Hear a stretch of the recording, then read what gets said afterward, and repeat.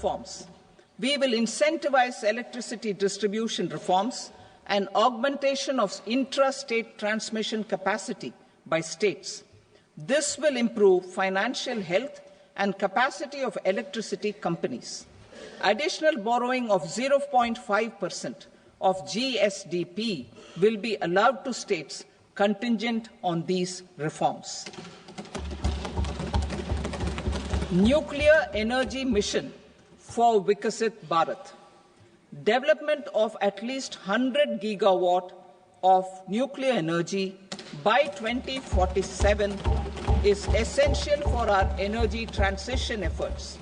For an active partnership with the private sector towards this goal, amendments to the Atomic Energy Act and the Civil Liability for Nuclear Damage Act will be taken up. A nuclear energy mission for research and development of small modular reactors with an outlay of 20,000 crore will be set up. At least 5 indigenously developed small modular reactors will be operationalized by 2033. Shipbuilding. The shipbuilding financial assistance policy will be revamped to address cost disadvantages.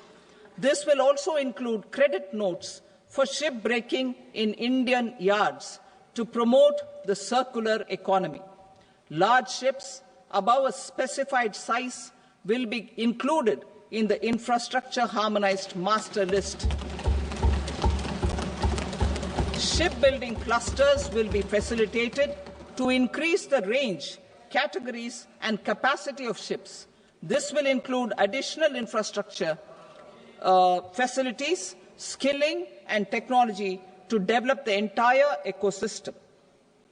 Maritime Development Fund.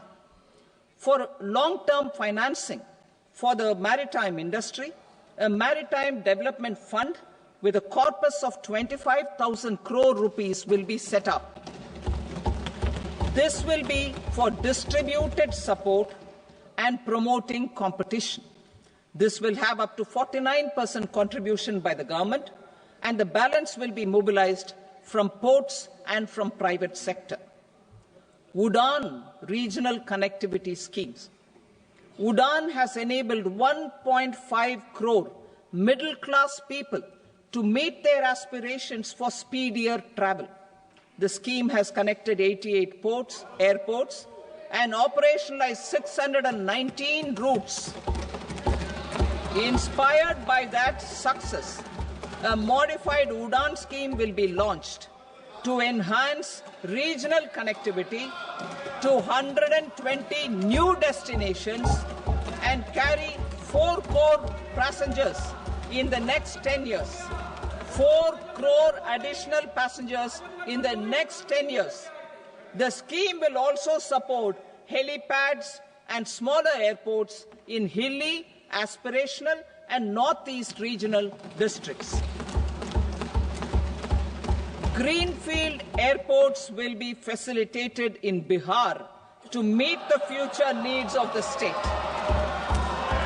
These will be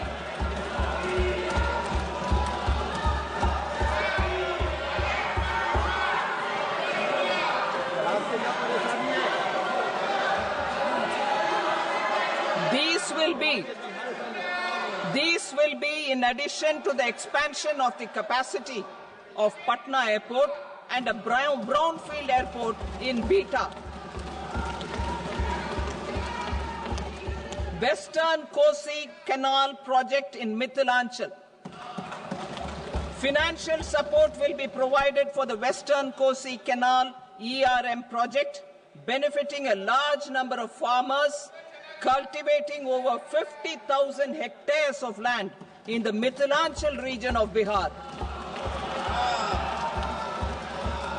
Mining sector reforms. Mining sector reforms, including those for minor minerals, will be encouraged through sharing of best practices and institutions of a state mining index. A policy for recovery of critical minerals from tailings will be brought out. Under the special window for affordable and mid-income housing, SWAMI, 50,000 dwelling units in stressed housing projects have been completed and keys handed over to home buyers.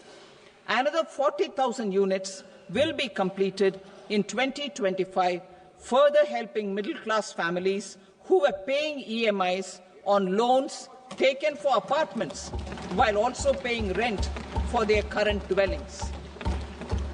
Building on this success, SWAMI Fund 2 will be established as a blended finance facility with contribution from the government, banks and private investors. This fund of 15,000 crore rupees will aim for expeditious completion of another 1 lakh units. PM Gati Shakti data for private sector. For furthering PPPs and assisting the private sector in project planning, access to relevant data and maps from the PM Gati Shakti portal will be provided. Tourism for employment-led growth. Top 50 tourist destination sites in the country will be developed in partnership with states through a challenge mode. Land for building key infrastructure will have to be provided by the states. Hotels in these destinations will be included in the infrastructure harmonized list. The following measures will be taken for facilitating employment-led growth: organizing intensive skill development programs for our youth, including in institutes of hospitality management, providing mudra loans for homestays, improving ease of travel and connectivity to tourist destinations, providing performance-linked incentives to states for effective destination management, including tourist amenities, cleanliness, and marketing efforts, and introducing streamlined e-visa facilities along with visa fee waivers for certain tourist groups. Continuing with the emphasis on places of spiritual and religious significance, in the July budget, there will be a special focus on destinations related to the life and times of Lord Buddha. Medical tourism and heal in India. Medical tourism and heal in India will be promoted in partnership with the private sector, along with capacity building and easier visa norms. Investing in innovation. To implement private sector-driven research, development and innovation initiatives announced in the July budget, I am now allocating 20,000 crore rupees for this purpose. A deep tech fund of funds will also be explored to catalyze the next generation startups as a part of this initiative.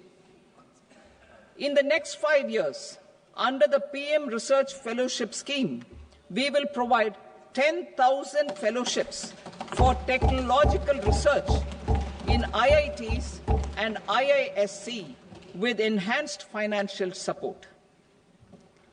The second gene bank with 10 lakh germplasm lines will be set up for future food and nutritional security. This will provide conservation support to both public and private sectors for genetic resources. We will start a national geospatial mission to develop foundational geospatial infrastructure and data.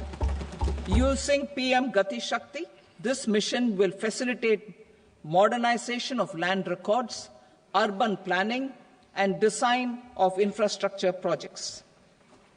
A Gyan Bharatam mission for survey, documentation, and conservation of our manuscript heritage with academic institutions, museums, libraries, and private collectors will be undertaken to cover more than 1 crore manuscripts.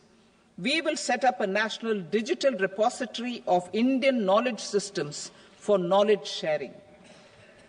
Now I move to exports as the fourth engine. We will set up an export promotion mission with sectoral and ministerial targets driven jointly by the Ministries of Commerce, MSME and Finance. It will facilitate easy access to export credit, cross-border factoring support, support to MSMEs to tackle non-tariff measures in overseas markets.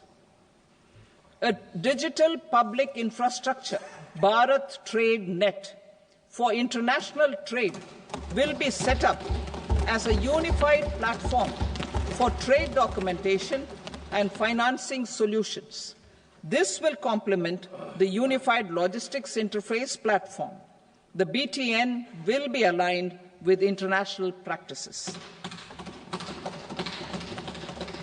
Support will be provided to develop domestic manufacturing capacities for our economy's integration with global supply chains. Sectors will be identified based on objective criteria. Facilitation groups with participation of senior officers and industry representatives will be formed for select products and supply chains.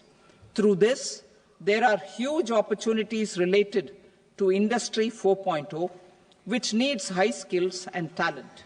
Our youth have both. Our government will support the domestic electronic equipment industry to